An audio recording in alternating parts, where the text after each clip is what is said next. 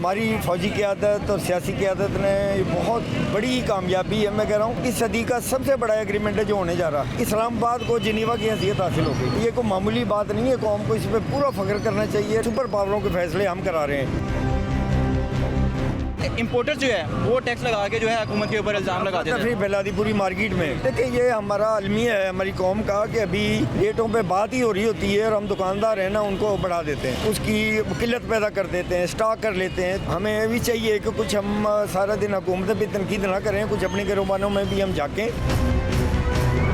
ہمارے ساتھ اس وقت نائب صدر ہال روڈ سردار اظہر صاحب موجود ہے. سر سب سے پہلے تو بہت بہت مبارک ہو آپ کو کہ پاکستان نے جو ثالثی کردار ادا کرتے ہوئے دو فریقین, ایک طرف سپر پاور امریکہ اور دوسری جانب جو ہے ایران جو بالکل بھی ہار ماننے کو قبول نہیں تھا, ان کے درمیان جو ہے انہوں نے ثالثی کردار ادا کرتے ہوئے جو ہے جنگ بندی کروا دی ہے.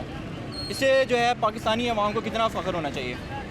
دیکھیں جی بسم اللہ الرحمن الرحیم. دیکھیے پاکستان ایک کمزور معیشت کا ملک ہے. آپ کو پتہ ہے ان حالات میں جبکہ ہماری مالی پوزیشن ٹھیک نہیں ہے, ہماری حیثیت ویسی بھی جو ہے نا پوری ورلڈ میں کوئی اتنی زیادہ بہتر نہیں تھی. ہماری فوجی قیادت اور سیاسی قیادت نے بہت بڑی کامیابی ہے. میں کہہ رہا ہوں اس صدی کا سب سے بڑا ایگریمنٹ ہے جو ہونے جا رہا ہے اسلام آباد اس کے نام سے. اب ہمارے لیے تو بہت فخر کی بات ہے کہ یہ لوگ پوری دنیا میں آپ دیکھیں کہ اسلام آباد کو جنیوا کی حیثیت حاصل ہو گئی. یہ کوئی معمولی بات نہیں ہے. قوم کو اس پہ پورا فخر کرنا چاہیے. اور اس میں باقی جو ہے ہماری انشاءاللہ تعالی مزید کامیابیاں میں ملیں گی اب اسی بیس پہ ہمیں.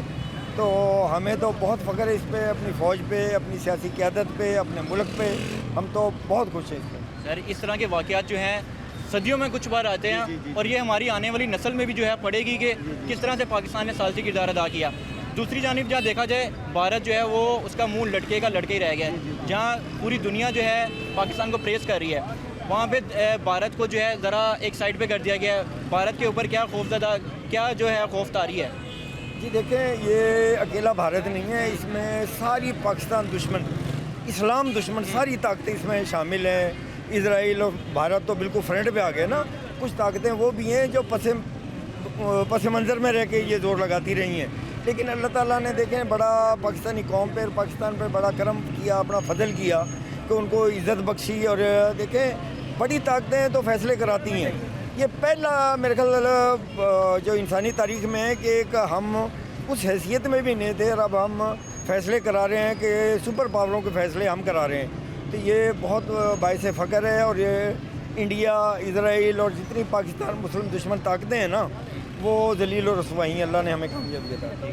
سر عالمی سطح پر جو ہے پیٹرول کی قیمت 75 سے 80 بیرل پہ آ گئی ہے, ڈالر بیرل پہ آ گئی ہے. ہمارے وزیر خزانہ محمد اورنگ صاحب نے بھی جو ہے اعلان کیا ہے کہ پاکستانیوں کے لیے جلد خوشخبری آنے والی ہے کیونکہ جمعہ کو جو ہے سوئٹزرلینڈ میں معاہدہ پیش ہونے جا رہا ہے, معاہدہ طے ہونے پا رہا ہے. تو حکومت کو جو ہے پیٹرول بھی جو ہے کمی آئے گی. کیا لگتا ہے کہ کتنی کمی آنی چاہیے پیٹرول میں؟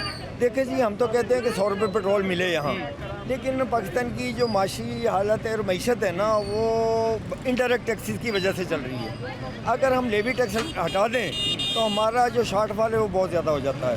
تو میرے خیال میں کہ 100 روپے تک تو کم از کم جو ہے نا حکومت کو کمی لانی چاہیے اس میں, کیونکہ 100 روپے سے کم جو پہلے بھی جو ریٹ بڑھے تھے نا وہ تقریباً 150 روپے بڑھے تھے.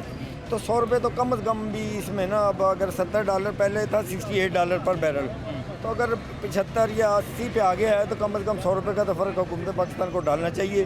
اور اس سے لیکن ایک اور میں اپیل کروں گا اپنے پاکستانی بزنس مینوں سے, جو دوسری کمیونٹی ہے, کہ اگر پرائسز کم ہوں, چاہے وہ ٹرانسپورٹ کے حوالے سے ہوں چاہے انڈسٹری کے حوالے سے ہوں, ان کے قیمتیں بھی آپ وہی واپس لے کے آئیں. یہ نہ ہو کہ حکومت 100 روپے کم بھی کرے اور ٹرانسپورٹر اور ہماری دوسرے انڈسٹریلسٹ ہیں وہ چیزوں کی جو قیمتیں ہیں نا وہ بڑھائی ہوئی ہیں. آپ کوئی چیز لینے چلے جاؤ وہ کہتے ہیں جی تیل کا ریٹ بڑھ گیا.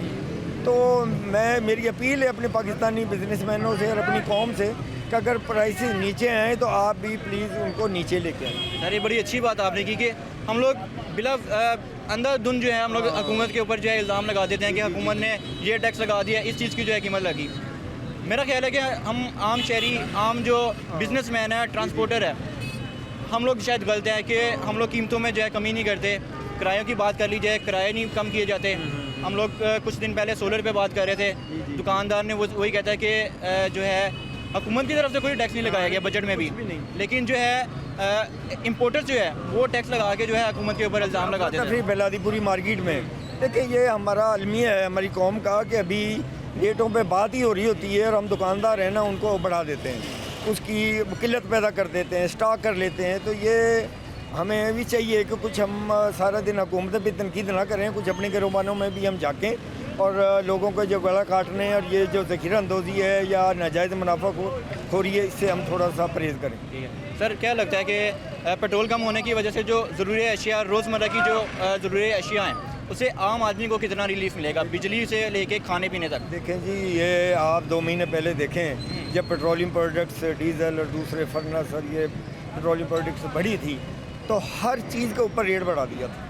इवन चलो बिजली तो गवर्नमेंट का इदारा कंट्रोल है वो तो हो जाएगा, लेकिन बाकी जो चीज़ों का है ना, तो यही मैं पहले भी कह रहा था कि हमें चाहिए कि हुकूमत को भी चाहिए कि इन चीज़ों की प्राइसेस को 2 महीने पहले वाली पे वापस लेके आए ताकि आम आदमी को उससे फ़ायदा हो। इसकी बढ़ाने में कम करने में सिर्फ यही नहीं है ना कि ज़ख़ीरा अंदोज़ और दुकानदार फ़ायदा उठा जाएँ और गरीब आवाम वैसी पिसती रहे। सर लास्टली बस हमारे नाज़रीन को बताइएगा, आसिम मुनीर साहब को, हमारे जो फील्ड मार्शल और वज़ीर आज़म शहबाज शरीफ को, उनको क्या मशवरा देंगे कि आने वाले दिनों में, क्योंकि पाकिस्तान आलमी सतह पर अपना काम सारी अंजाम दे रहा है, उनको इकॉनमी के लिए भी जो है क्या करना चाहिए? देखें जी, मैं तो ये कहता हूँ कि मेरी अपील है इनसे, सियासी इदारों से भी, कि खुदा के वास्ते ऐसे जैसे चल रहे हैं आप ऐसे ही चलते रहें।